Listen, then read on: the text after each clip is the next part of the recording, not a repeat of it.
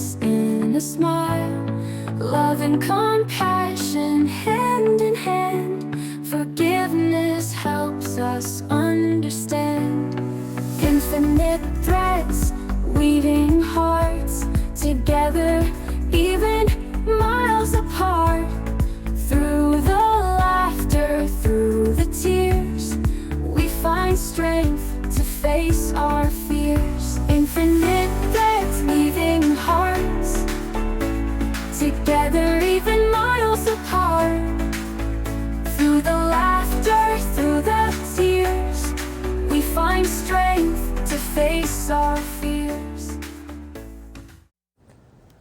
Hello again, friends, and welcome back to Infinite Threads. I'm Bob, and I'm so glad you're here. If you're new to the podcast, this is a space where we talk about love, connection, and what it means to live with compassion in an often complicated world.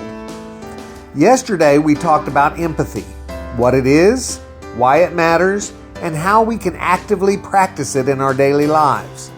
But there's an important piece of the puzzle that we didn't get to, and that's what we're going to explore today. Boundaries. Because here's the truth. Empathy without boundaries can be exhausting. Believe me. If we take on too much of other people's emotions, we can end up drained, overwhelmed, and even resentful. But if we set too many boundaries, we risk shutting people out and losing connection. So how do we find the balance? How do we stay open-hearted without losing ourselves in the process? That's what we're going to talk about today. This is something I'm constantly working on. A lot of us grow up thinking that being kind means saying yes to everything, that being compassionate means never turning anyone away. But the reality is, we can't pour from an empty cup. If we give and give without replenishing ourselves, we eventually burn out. Boundaries aren't about keeping people out. They're about making sure we have enough energy, peace, and clarity to show up fully for the people we care about.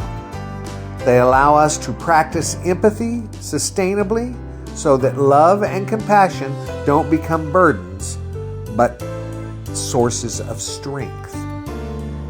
Think of it like a garden. If you just let everyone walk through, stepping on plants, taking whatever they want, soon there won't be much of a garden left. But if you build a gentle fence, not to shut people out, but to protect what's growing inside, then you can share its beauty with others while still nurturing it. That's what boundaries do. They create healthy space for connection. For a lot of us, setting boundaries can feel uncomfortable. It has for me many times, especially if we've spent years putting others first.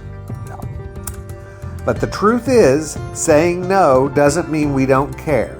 It just means we're being intentional about how we show up. Here are a few ways to set boundaries while still practicing empathy. Acknowledge the other person's feelings, but don't take them on as your own. Instead of saying, "I don't have time for this," try, "I hear that you're struggling and I care about you, but I need to take care of myself right now too." Be clear and kind. You don't have to justify your boundaries or over-explain. A simple, "I can't take this on right now," or "I need some space to recharge," is enough. Give what you can, not what you think you should. Empathy doesn't mean fixing everything. Sometimes just listening is enough. Recognize that saying no to others is saying yes to yourself. If you struggle with guilt, remind yourself that your well-being matters too. You can't be there for others if you're running on empty.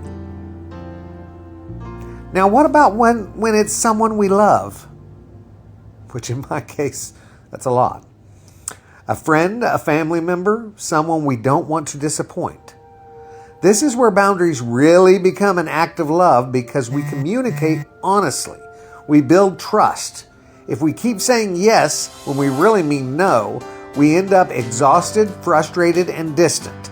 But when we're honest, we create spaces for real connection. One thing that helps me is remembering that it's not my job to carry someone else's entire burden, only to walk alongside them when I can. We can be a source of comfort without losing ourselves. We can hold space for others without holding all of their pain. Boy, this one is a tough one, guys. This is a tough one for me. I fight this all the time.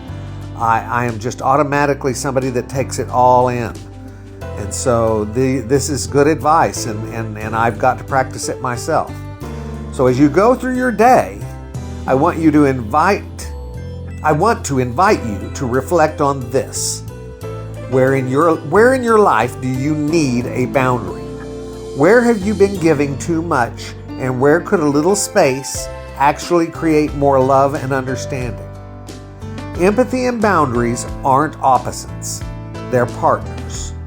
One allows us to care for the other, and the other allows us to care for ourselves. And when we find the balance, we create deeper, healthier, and more lasting connections. That's all for today, guys. But I'll be back soon with more reflections on love, kindness, and the threads that connect us all. Until then, take care of yourselves, and take care of each other, and remember, your heart is just as worthy of care as anyone else's. I love you all very, very, very much. Now go out there and pass that on.